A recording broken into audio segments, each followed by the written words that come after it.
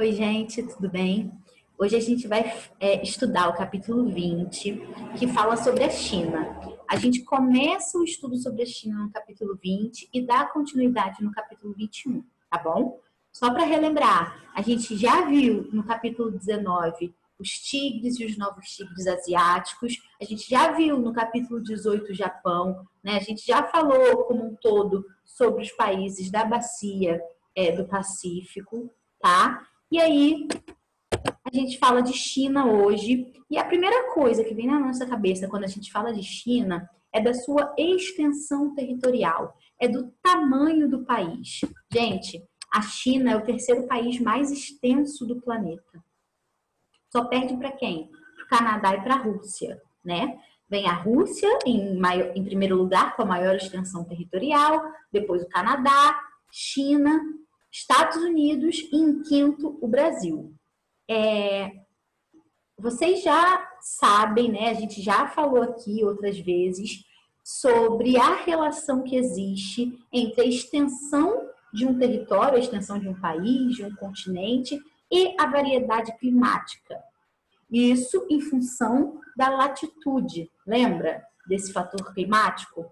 Gente, os raios solares, eles incidem diferente de acordo com a latitude. Então, se eu tenho um território grande, eu tenho um território que passa por diferentes latitudes. Então, consequentemente, eu tenho diversos climas dentro desse território, que, por sua vez, vão gerar diversos tipos de vegetação. Tudo bem? Vamos lá, então. Quadro natural da China. Relevo. A China possui um relevo muito variado, mas a gente pode resumir dessa maneira. Parte meridional, tá? Ásia Central e Oeste predominam as cadeias montanhosas, tá? Enquanto a parte leste do território chinês predominam as planícies. Então, apesar dessa grande variedade, a gente consegue observar o predomínio na parte norte, na parte oeste e na parte central, tá, do território, grandes cadeias montanhosas, enquanto a planície na parte leste. Vocês vão ver como isso vai influenciar, quando a gente for falar sobre o quadro demográfico, como essa característica do relevo vai influenciar na distribuição da população chinesa, tá? Lembrem disso. Clima. Acabei de falar para vocês que, devido à sua grande extensão territorial, ele tem uma grande diversidade climática, né? Principalmente porque ele recebe a influência de diversos fatores. O primeiro fator foi o que eu falei anteriormente para vocês, que foi a latitude, né? É o principal fator climático que influencia na temperatura, pressão e umidade, ou seja, nas características de um clima, tá? Outros fatores que também influenciam nos climas dentro da China, gente, maritimidade e continentalidade, ou seja, a proximidade com o mar ou a distância, né, o distanciamento desse mar, desse oceano, relevos montanhosos, planícies. A gente sabe, por exemplo, que um relevo montanhoso ele pode impedir a chegada de uma massa de ar, né, servir como barreira física para a chegada de uma massa de ar. Enquanto a planície não. A planície consegue distribuir essa massa de ar, facilita a passagem da massa de ar, tá? Além também das correntes marítimas. Vocês lembram qual é a principal, isso vocês aprendem em Geografia 1. Vocês lembram qual é a principal consequência desse fator climático? Correntes marítimas. Principalmente as correntes marítimas frias, elas são responsáveis por gerar deserto. Gente, as correntes marítimas frias, elas dificultam a formação, né? Chegam a impedir a formação de nuvens que carregam umidade, né? E essa falta de umidade gera um ambiente seco, um ambiente com baixa pluviosidade, que são os desertos, tá? E aí eu coloquei para vocês, gente, três informações sobre esse clima dentro da China. Primeiro, sobre a influência da latitude, tá? Onde que a gente mais consegue perceber como, né? Onde não? Como que a gente consegue perceber essa influência da latitude?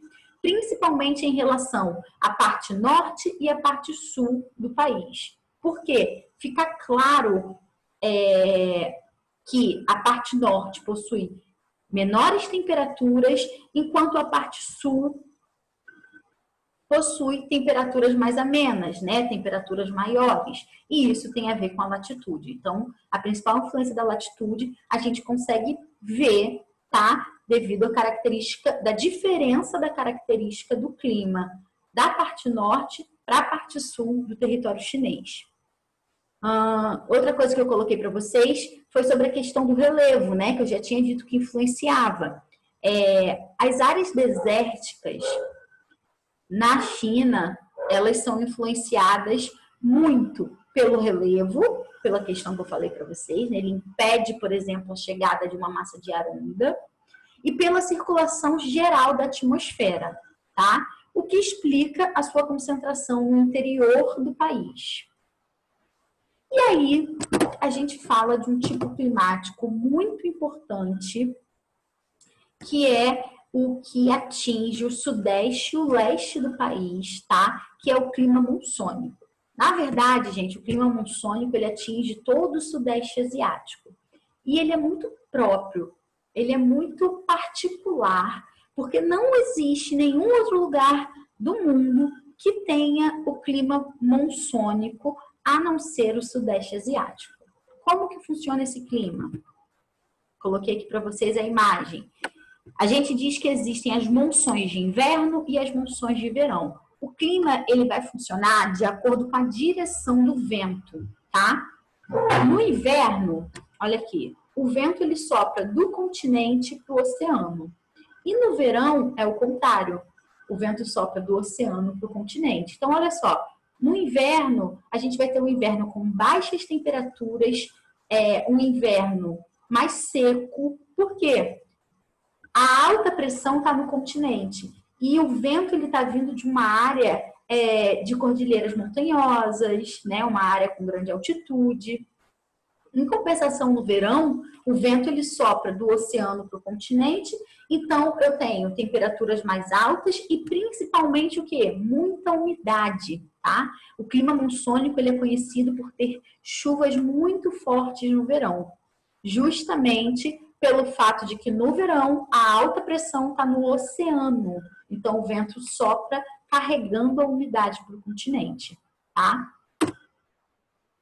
Coloquei aqui para vocês, ó, o regime de monções é um fenômeno que ocorre nas regiões sul e sudeste da Ásia de duas formas diferentes. As monções de verão são quentes e úmidas e as de inverno frias e secas, afetando países, por exemplo, como Índia, Paquistão e a nossa China, que a gente já está vendo aqui, né? E o sudeste da China, sudeste e leste da China.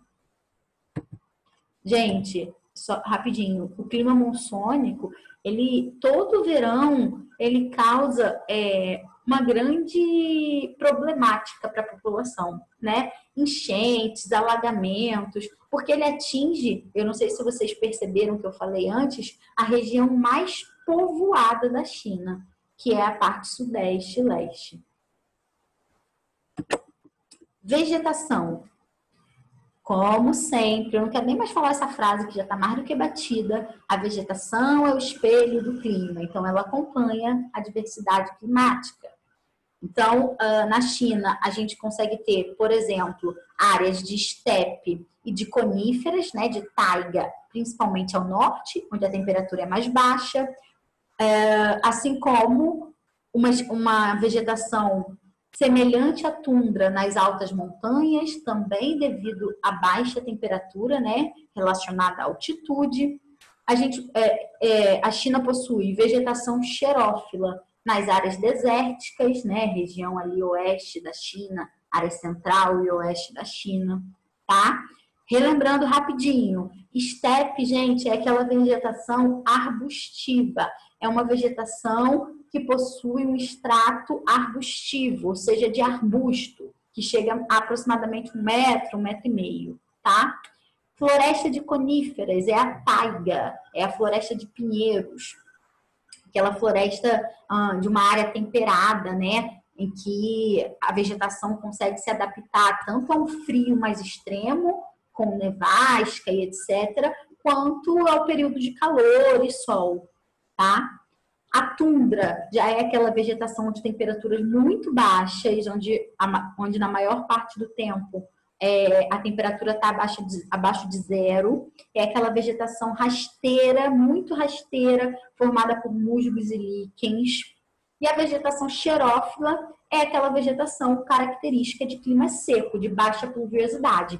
É a vegetação que se adapta à falta de umidade, ok? Quadro demográfico, então. Gente, primeira coisa que eu falei para vocês aqui é que quando a gente fala de China, a gente lembra da extensão territorial, não é isso? É um país grande. Segunda coisa que a gente lembra de cara quando fala de China, a quantidade de gente que vive ali. Ou seja, a China é o país mais populoso do planeta, com mais de 1,4 bilhão de habitantes. A tendência é que a Índia ultrapasse a China, tá? Mas ela ainda se encontra em primeiro lugar nesse patamar aí de região mais populosa do planeta, tá? Sendo que, apesar da maior parte da população do mundo se concentrar na China, ela não está bem distribuída pelo território. Pelo contrário, a distribuição dessa população no território chinês é irregular. Existem áreas que a gente chama de formigueiros humanos, de tanta concentração de gente que existe, e existem vazios demográficos, tá? No caso da China, os vazios demográficos, eles estão ao norte, por causa das altas montanhas, lembra? Mais a oeste, a sul, por causa dos... a oeste e na parte central, por causa dos desertos. E a maior parte da população, então, se concentra na região leste e sudeste, que são as áreas de planície, tá? De planície e de clima mais ameno, tá? Com temperaturas um pouco mais altas. Então, lembra que eu falei para vocês prestarem atenção quando eu falei do relevo, da distribuição do relevo, que isso ia ter tudo a ver com a distribuição da população? Então, é isso, tá? Vocês sabem que a sobrevivência, o desenvolvimento do comércio, da agricultura, ele é muito mais fácil em planícies do que em cordilheiras de montanhas, né? Então, um dos motivos que explica essa má distribuição da população. Segundo motivo, a temperatura, né? Temperaturas muito baixas também geram áreas de difícil acesso, de difícil sobrevivência. Coloquei aqui para vocês um mapinha dessa densidade populacional, tá? Dessa densidade demográfica, ou seja, da distribuição da população por quilômetro quadrado, tá? Distribuição da população no território. Olha aqui, nitidamente, esse Bordeaux, né, esse vinho, é a área que apresenta a maior concentração populacional, né? Na verdade, todos esses tons aqui de vermelho são as áreas que possuem a maior densidade demográfica e a parte branca a menor densidade. Então, olha aqui, onde as cores vermelhas estão. Sudeste e leste da China, como eu tinha dito para vocês, tá? Aí entra uma questão muito interessante, que é a questão da chamada política do filho único.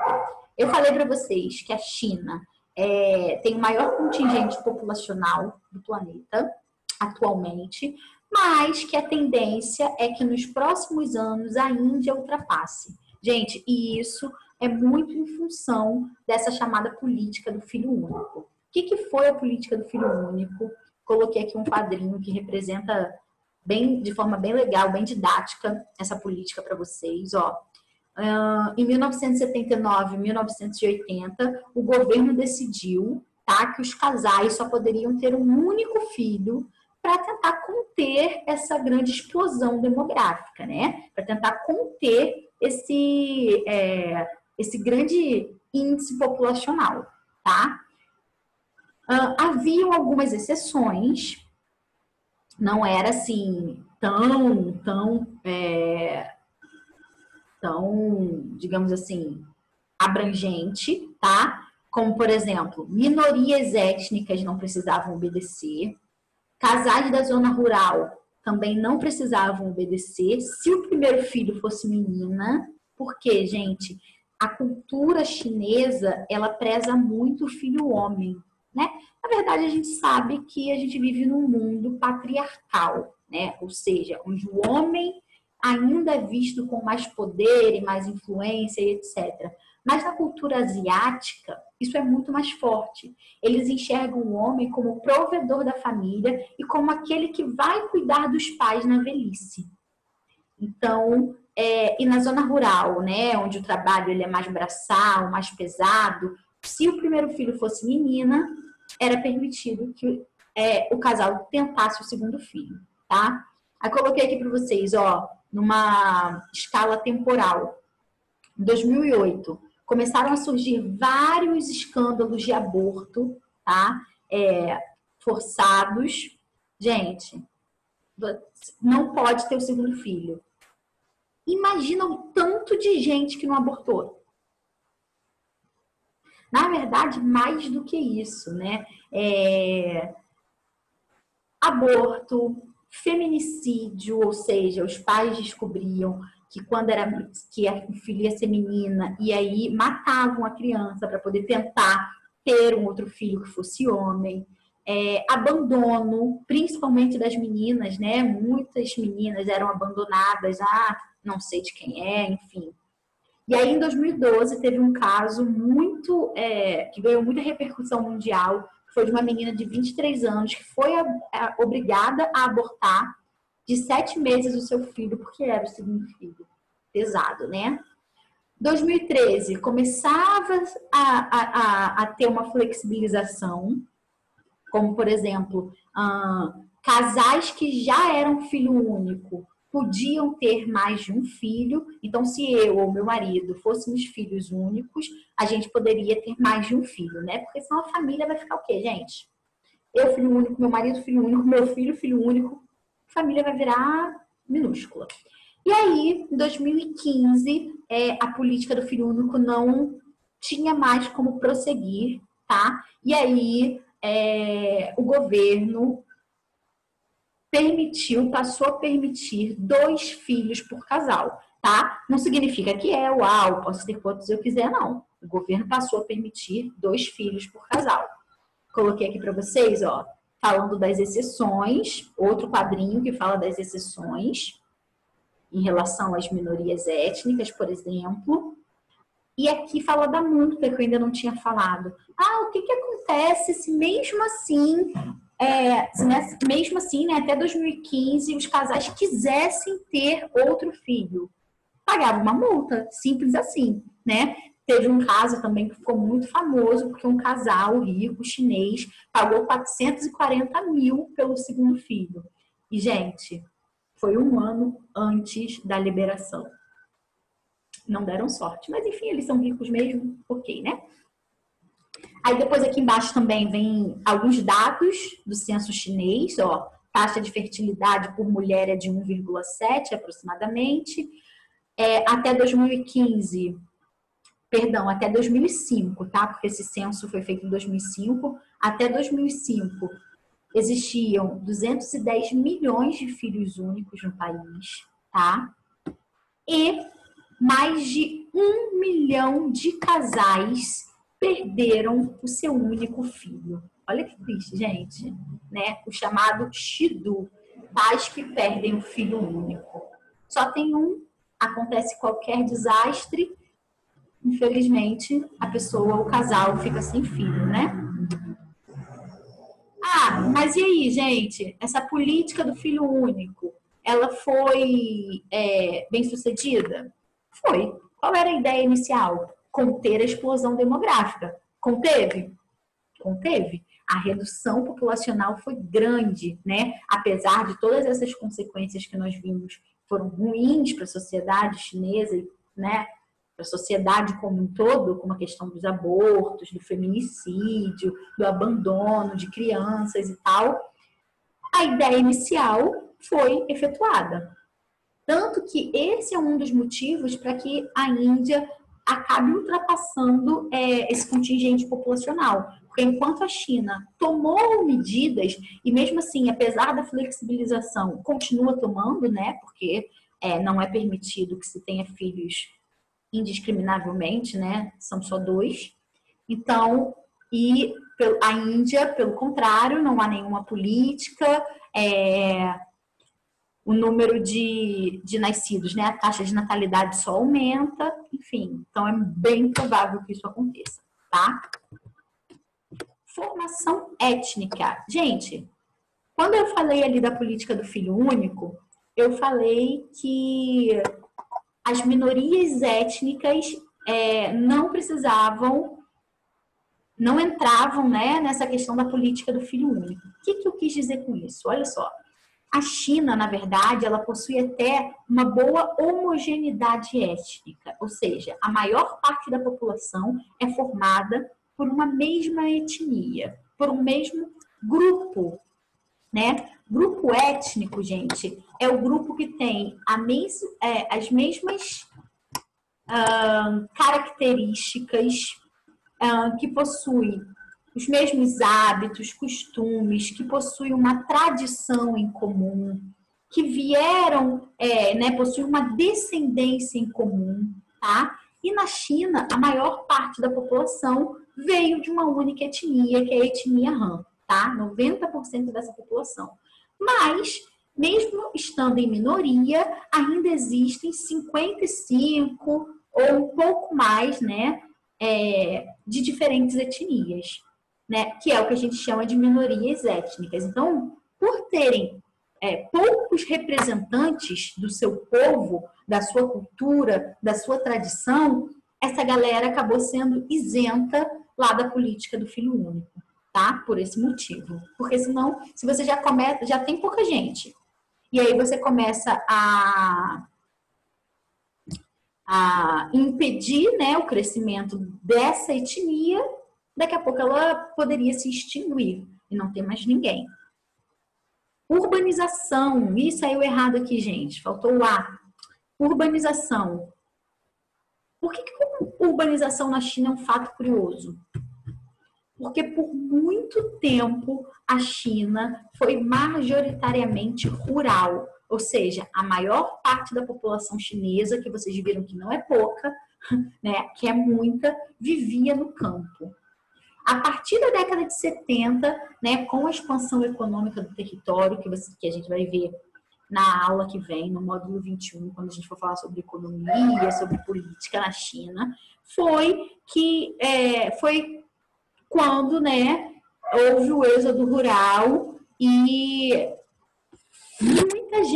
muita gente deixou o campo e passou a viver nas cidades, tá? Por isso que a gente leva em consideração essa questão da urbanização, pelo fato de ser uma urbanização recente, a partir da década de 70, né? Muito próximo da atualidade. O termo urbanização se refere justamente a isso, aumento do número de pessoas vivendo nas cidades, tá? Então, China teve uma urbanização recente acompanhada do desenvolvimento da sua economia, tá? E aí,